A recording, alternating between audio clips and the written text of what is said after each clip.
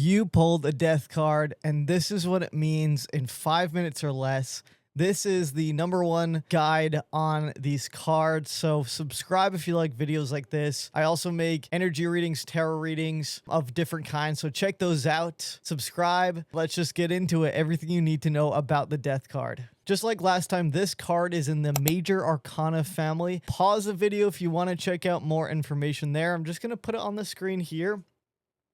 So read there if you want to learn more. Generally speaking, this card indicates spiritual or inner transformation. It represents new beginnings, letting go, and this can be letting go of old belief systems, different ways of being that no longer serve you, endings, change, transition, sudden or unexpected upheaval.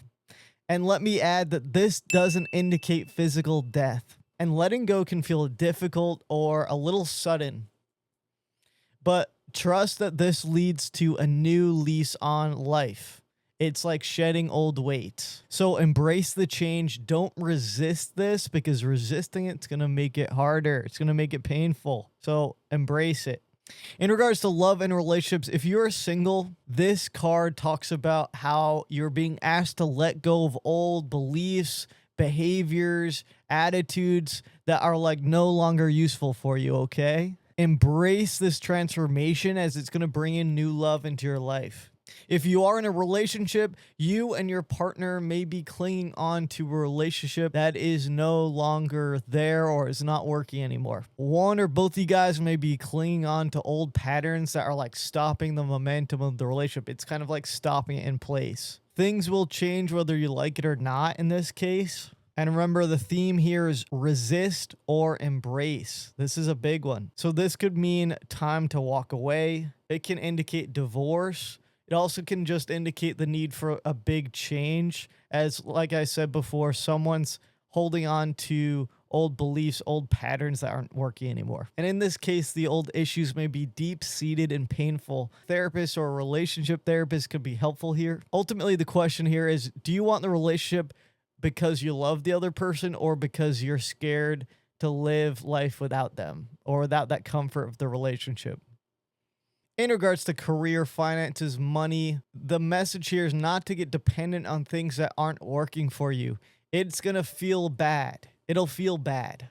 So if you're not happy at your current job, this is your message to look for a new one, or the universe may eject you out of it anyways. If you started a business, but you feel like that security blanket, that comfort from your old job, the message here is to jump in now with both feet. Make the leap. Another message here is that money may be tightening, or you may have a loss of income, but don't let this freak you out. This is ultimately a positive change, so just make practical adjustments and keep your attitude positive. And this is not the time to make financial risks or anything like that. Consider going back to basics, maybe swapping a night out for like a cozy night in. Do you know what I'm saying? In regards to health, if your health hasn't been improving or isn't doing well, a change is coming for you. And how you handle this change will determine how the change occurs in your life. So a lot of this is attitude based. When we embrace things with a positive attitude, it does change the way the thing appears in our life. If your health has been bad or you've been struggling with illness, a lot of times what can happen is you can get pessimistic or downtrodden, stuff like that. You got to embrace the change by changing your attitude.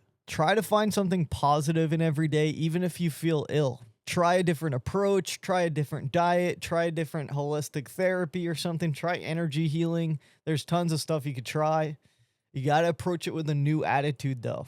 Ultimately, know that your current state is temporary and it will change. In spirituality, this represents a spiritual transformation. This may be brought on by grief, loss, or something just happening out of the blue. While it may feel like a difficult transition, when one door closes, another one opens right away.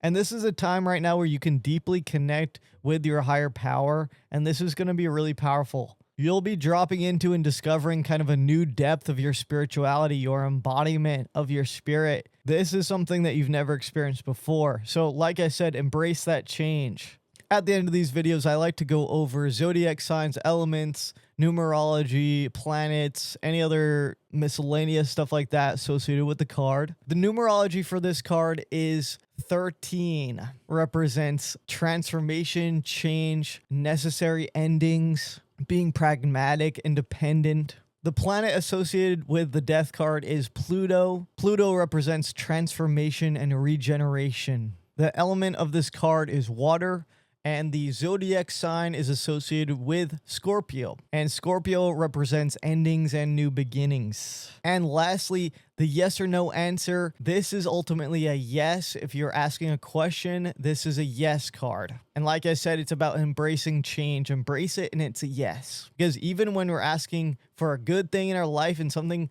bad happens, it's still leading us to that thing that we're desiring, okay? I want to thank you so much for watching. This is a series of 72 videos that I'm going to be doing on each of the tarot cards. Minor and major arcana is going to be included.